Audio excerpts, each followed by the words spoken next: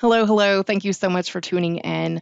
Last night, I had the pleasure of watching a documentary on Netflix called Pray Away, yet another movie that really goes in and dives into the dangers of conversion therapy. For those of you not in the know, conversion therapy is the practice of trying to take someone who is gay, homosexual, bisexual, anything under that umbrella, and basically saying that they can reverse it, they can make them straight. So this is typically held by people, within the religious community, and unlicensed therapists and counselors. It has been, denounced by all major medical associations, the medical association, the psychiatric associations. They all denounce it. It's dangerous. It's a faux science. It doesn't have any research to back it up. But unfortunately, especially back in the early 90s, a lot of parents who didn't understand, homosexuality at that point, there was still a lot of misinformation. People were dying of AIDS. Um, they were desperate to basically not have this happen to their family when somebody came out. And so conversion therapy was their next step. These, churches that could claim that they could cure their child. And so a lot of children got pushed into conversion therapy, very sadly.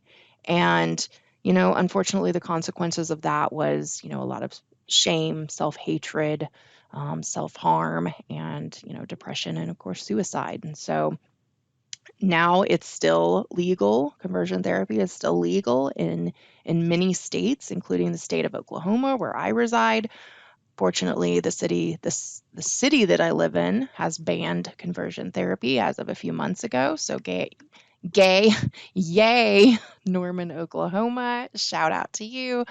But after watching this movie, Pray Away, a Netflix documentary, I decided to just do a little digging on the internet, and that's kind of how this video came to be. The whole documentary focuses in on previous leaders of a specific conversion therapy group, church, whatever you want to call them, called Living Hope Ministries, ran by a person called Ricky Gillette.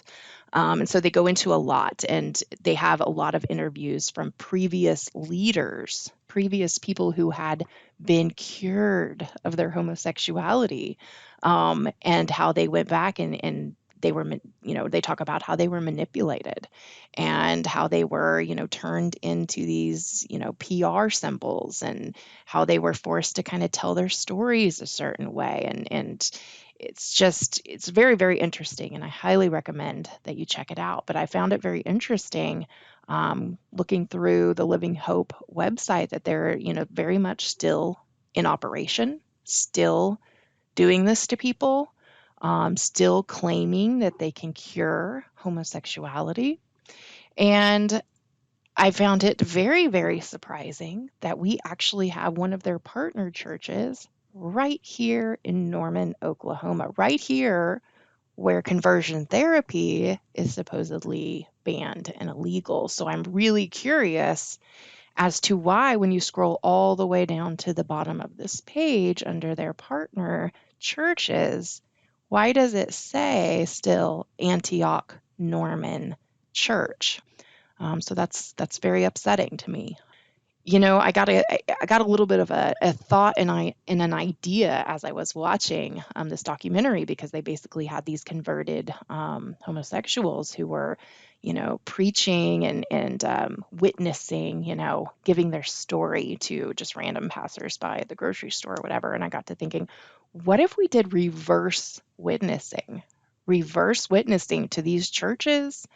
What if we were sharing our stories, especially those who have been through conversion therapy, and sharing it with them and kind of flipping the table? So I don't know, just something to kind of chew over. But this is Antioch Norman's page, and I mean, it's very, they don't really come right out and say it anywhere on here, but I think that it's very telling that they are listed as a partner church with Living Hope. So it's funny that when I actually did a conversion therapy centers near me search on Google, a few things came up, one of which was the Joseph Nicolosi Reparative Therapy website.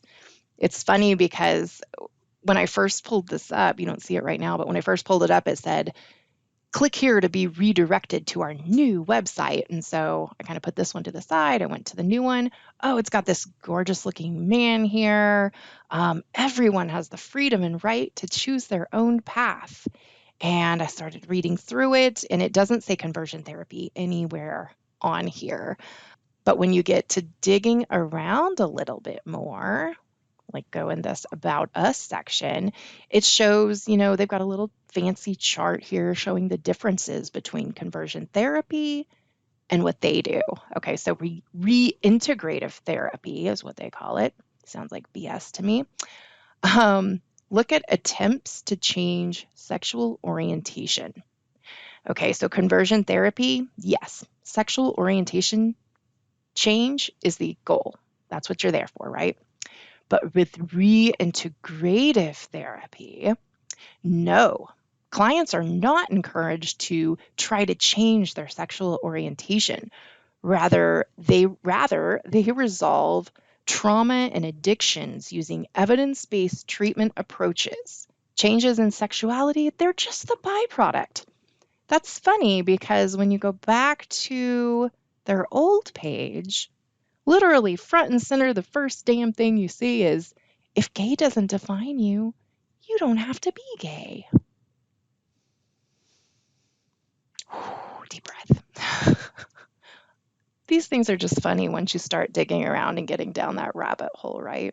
It was really funny that they're not using the creator of this therapy, Joseph Nicolosi. No, they've got this hot dude here. So I did a reverse Google image search for hot dude. And guess what comes up?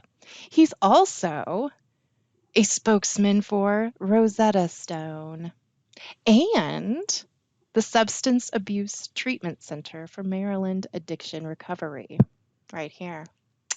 And last but not least, and the best, he is the poster child for Do It for the Booty novelty thong panties on Amazon.